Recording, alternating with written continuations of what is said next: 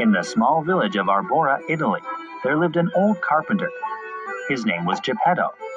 He lived alone in his small house. He had no wife and no children. When it was very late at night, he was often lonely. Every morning, Geppetto went into the forest to collect wood for carving. This branch is heavy like a table leg, but it is too short. I don't like it, he said. This log is wide like a bowl, but it is not deep enough. I don't like it. This is a good piece of wood, but it is too small. I can't make anything out of this. Geppetto threw the wood on the ground. Ouch, said a voice. What? Who said that? Is someone there? Geppetto asked the forest. He was very confused. He turned around and looked deep into the forest, but saw no one. I must be imagining things, he said, and he kept walking. Hey, don't leave me here. I'm not too small. I am good wood. You can make something out of me, the voice said again. Geppetto looked back and was very surprised. It was a talking piece of wood. I must be crazy, Geppetto cried. That's right, you are crazy. You left a fine piece of wood in the forest. No, I must be crazy because I am talking to a piece of wood. Hey, I am made of very smart pine, the wood said, offended. Yes, but you are only a piece of wood. Only a piece of wood? Take me home, sir, and I will show you I am not only a piece of wood. Geppetto was worried that he was crazy, but he was also lonely. This talking piece of wood might know interesting stories or funny jokes, he said to himself. He decided to take the wood home. What should I do with you? I could carve you into a rolling pin for dough, or I could carve you into a small birdhouse, Geppetto said. What? I don't want to be carved. That sounds painful, said the piece of wood. Well, if I don't carve you into something, you will only be a piece of wood. Fine, you can carve me into something. But please, make it something interesting, said the wood hopefully. I don't want to be a rolling pin, and I don't like birds. I want to see the world and go on adventures. How about a pipe? A rich traveler could take you with him, offered Geppetto. No, I don't like smoke. I could carve you into chess pieces. Every day would be a game, said Geppetto, proud of this idea. No, you don't understand.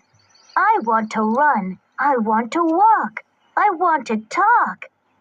How about a boy? Can you make me into a boy? A boy? Geppetto touched his nose, thinking. Yes, please. I promise to be a good boy, too, the wood said. If you carve me into a boy, that means I will be your son. We can live together and have fun, it added. The piece of wood didn't really want to live with Geppetto. It wanted to travel the world and go on adventures.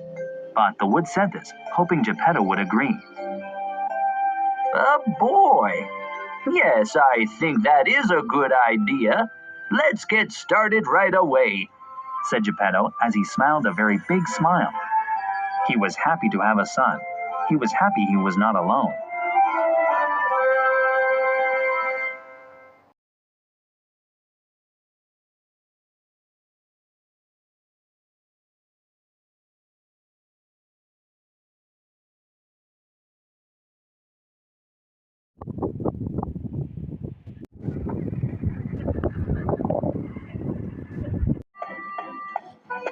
Pinocchio talked to himself happily as he walked. Today I will learn to read. Tomorrow I will learn to write. And the day after tomorrow I will learn math. will be so smart. I will be smart enough to get a job and earn money. I will buy Father a new coat. It will be a beautiful coat of green silk with diamond buttons. He was very kind to sell his coat for this book. As he talked to himself, he heard music in the distance. He walked toward the music and saw a crowd, a brightly colored tent, and a large sign. Oh, I wish I didn't have to go to school today. This looks like so much fun, complained Pinocchio. Already he had forgotten Geppetto's coat. Excuse me, Pinocchio said to one of the villagers. What does that sign say? Why? Can't you read? The villager asked, laughing. No, said Pinocchio, embarrassed. It says Fettuccine's Marionette Theater, 4 lire. The show starts in 5 minutes, but you can't read. You should be in school. I don't want to go to school, Pinocchio cried.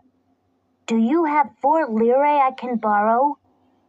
Pinocchio was embarrassed to beg, but he really wanted to see the show. I have 4 lire, the villager said. But it's not for borrowing. You have to sell me something.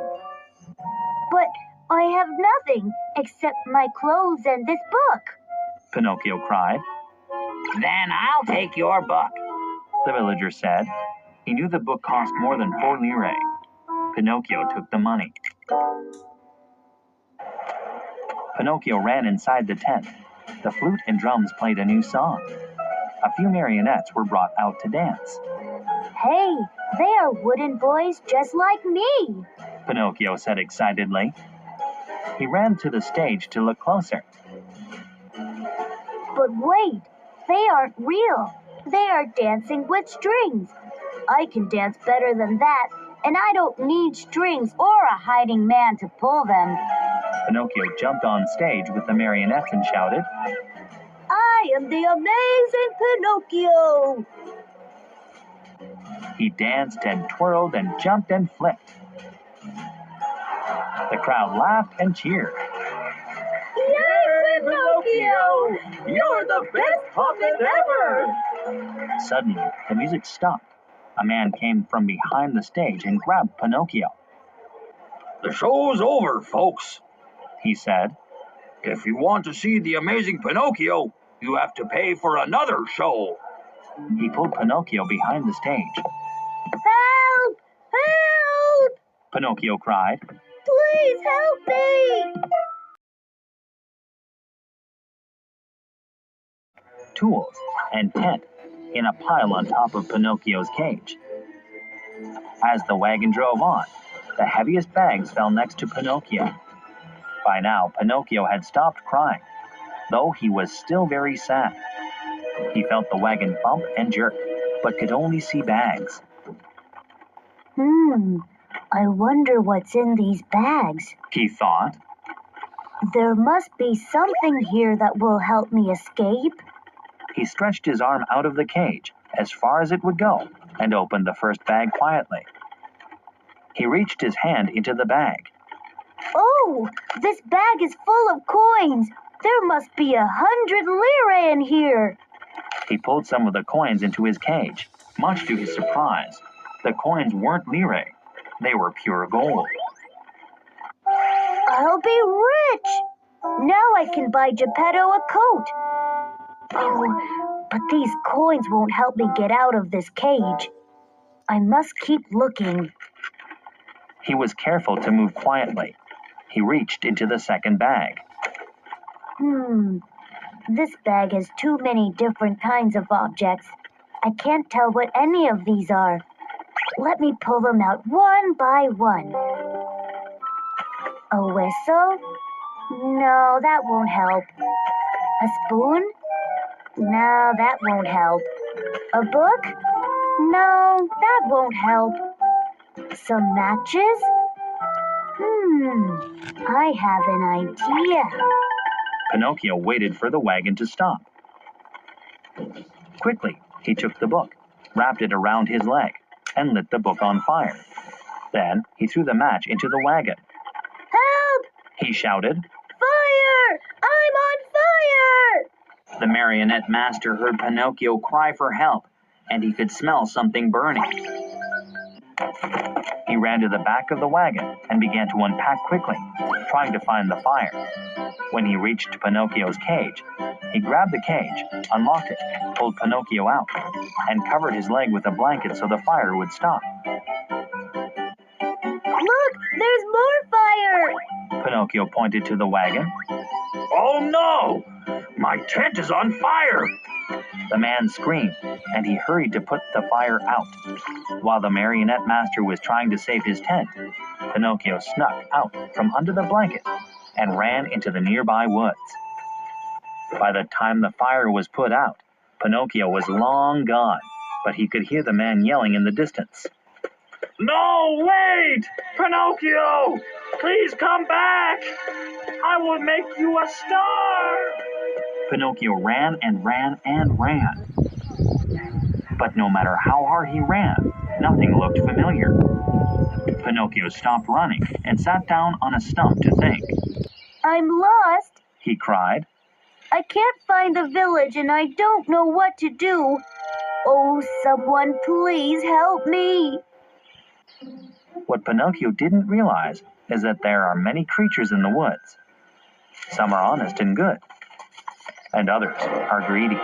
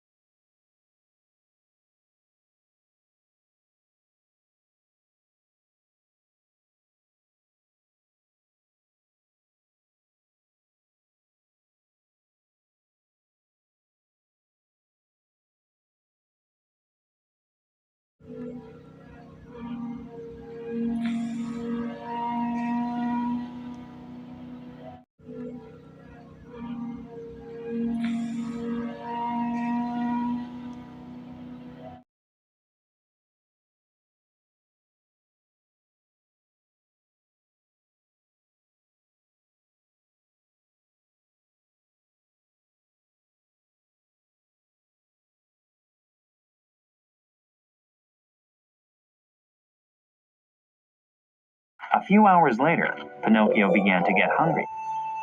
He saw a nearby grapevine and decided to ask the owner for some grapes. As he crossed the field, he fell into a trap. Oh no! Someone help me! Pinocchio cried, Aha! I have caught you. said the farmer who was hiding. So, you are the one who has been stealing my chickens. No, sir. I have not stolen any chickens. Please, I was going to ask for some grapes because I am very hungry. Aha!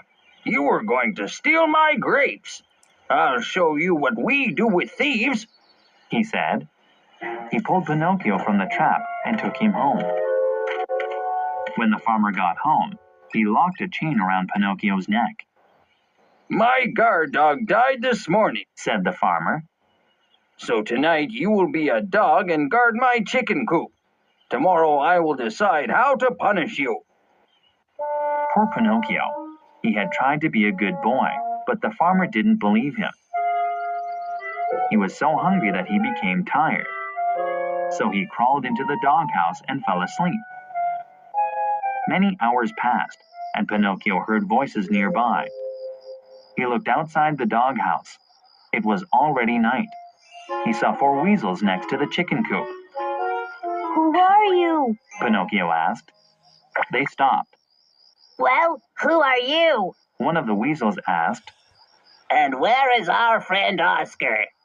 Pinocchio guessed that Oscar was the dog who had died, so he said, Oscar died this morning. I am the new guard dog. Who are you? Pinocchio asked again. We are the weasels, and we are here to get dinner, said one of the weasels. Oscar was our friend. I will make the same promise to you that I did to him. Every week we would visit this coop. Oscar promised not to bark, so we would give 1 chicken to Oscar and take 7 home for dinner. If you pretend to sleep, we will leave 1 chicken for you too. Before Pinocchio answered, the weasel snuck into the chicken coop. Bam! Pinocchio locked the door behind them and began to bark. Woof, woof, woof. He cried. The farmer ran down and found the weasels in the chicken coop. Well done, He said to Pinocchio. you have caught the chicken thieves. Oscar must have been too old to hear them. Pinocchio didn't say anything about Oscar's promise to the weasels. He only nodded. You have saved my chickens, so I will set you free, Said the farmer. But first, let me make you breakfast. Pinocchio nodded again, this time with a big smile.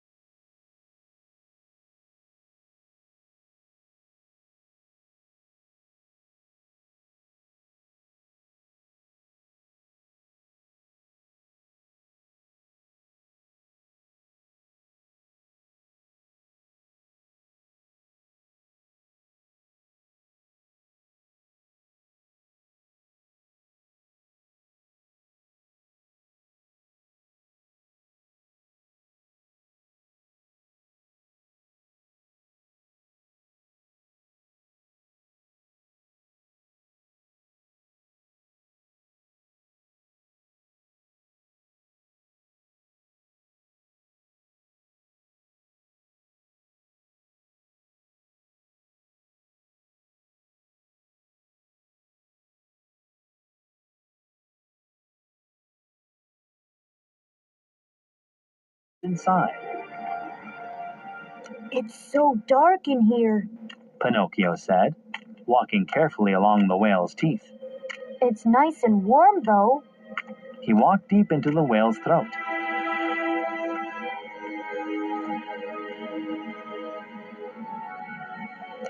As Pinocchio got closer to the whale's stomach, he noticed a bad smell. Oh, that's gross. He said. What smells so bad? I do, Said a voice. Father? Pinocchio called. Pinocchio, is that you? Geppetto called back. Even though they were inside a smelly fish, they had never been happier. They ran across the whale's stomach and held each other. Oh, Father, you are very thin. I am sorry it took me so long to find you. Please forgive me. Pinocchio said. Pinocchio, how did you find me? I had given up hope. I thought you were lost too, Said Geppetto. They both had many questions to ask, and even more stories to tell. But the whale was swimming deeper, Father, we must get out of this whale quickly. said Pinocchio. It is no use, Said Geppetto. I have tried many times, but the whale will not open its mouth. Pinocchio remembered the story of Jonah. The whale had spit Jonah out.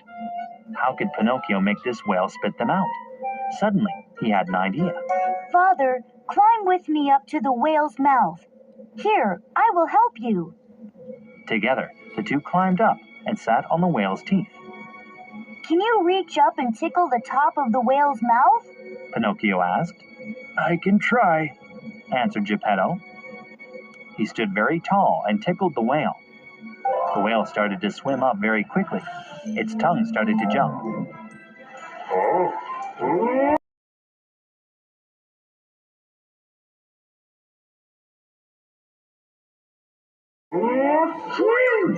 The whale said, and it sneezed them onto the sand. Hooray! We made it! Cheered Pinocchio. Oh, you are so smart, son. Said Geppetto. How did you know to tickle the whale? I got the idea from something I learned at a school. Pinocchio said, smiling. Just then, the whale began to slide up onto the sand and speak. Its voice was soft and pretty. Well done, Pinocchio. It said. You have proven yourself to be a good boy. You have honored your father. You have been obedient and generous. You have risked your life to save him. Suddenly, the whale vanished. In its place stood the blue fairy. Blue Fairy? You were the whale? Pinocchio asked, very surprised. Yes, I kept Geppetto safe until you learned to be a good boy. Farewell, gentlemen. I wish you a happy life together. She said, and the blue fairy flew away. Pinocchio and Geppetto waved goodbye. As Pinocchio waved, he looked at his hand. It was the hand of a real boy. Wow! I'm a real boy! Father, look! I'm really real! He cried. Father and son laughed and hugged and danced all the way home.